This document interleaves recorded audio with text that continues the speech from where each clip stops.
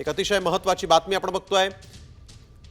लोकसभा आणि राज्यसभा मध्यरात्रीपर्यंत सुरू होती। ज्या कायद्याच्या अंमलबजावणीसाठी जो कायदा पास करायचा होता केंद्र सरकारला, त्यासाठी म्हणून आणि या दोन्ही कायद्यांवरून देखील राजकारण देखील पेटलं होतं। पश्चिम बंगालमध्ये तर दंगल देखील पेटली आणि त्यानंतर आपण बघतोय आता मात्र सुप्रीम कोर्टानं दोन कलमांना स्थगिती दिलेली आहे। आने वाले वक्त में कि सारी पावर डीएम को दे दी है और कोई दूसरे मजहब का आदमी या 5 साल जो प्रैक्टिसिंग नहीं है वो डोनेट नहीं कर सकता, तो आने वाले वक्त में इंशाल्लाह उन पर भी फैसला होगा। और मुझे पूरी यकीन है कि वक्फ की तमाम ज़मीनें, वक्फ की तमाम मसाजिद, तमाम दरगाहें, तमाम कब्रिस्तान ऐसे ही महफूज रहेंगे जैसे पहले थे।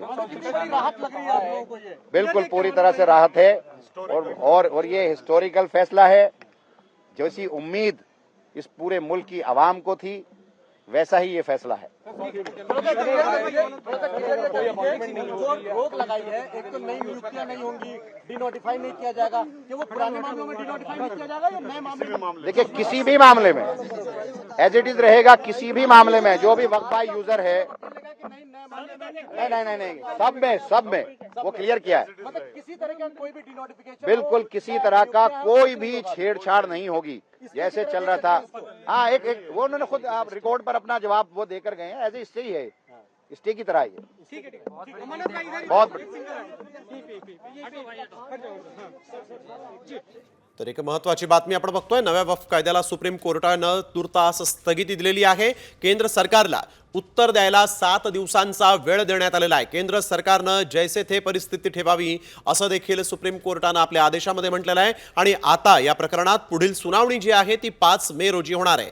5 मे रोजी दुपारी 2 वाजता या प्रकरणाची सुनावणी होणार आहे। त्यामुळे 5 मेला नेमकं काय होतं हे पाहणं महत्त्वाचं असेल। वक्फ कायद्यातील 2 कलमांना स्थगिती मिळालेली आहे। नव्या वक्फ कायद्याला सुप्रीम कोर्टानं तुर्तास स्थगिती दिलेली आहे। 2 कलमांवरून आक्षेप होता आणि त्यानंतर आपण बघतोय सुप्रीम कोर्टानं देखील आता यावेळेस नव्या वक्फ कायद्याला तुर्तास स्थगिती देण्याचा निर्णय घेतलेला आहे आणि केंद्र सरकारला उत्तर द्यायला 7 दिवसांचा वेळ देखील सुप्रीम कोर्टानं दिलेला आहे। केंद्राकडून 7 दिवसात उत्तर देखील आता मागवण्यात आलेलं आहे। केंद्र सरकारनं जैसे थे परिस्थिती ठेवावी असंही सुप्रीम कोर्टानं म्हटलंय।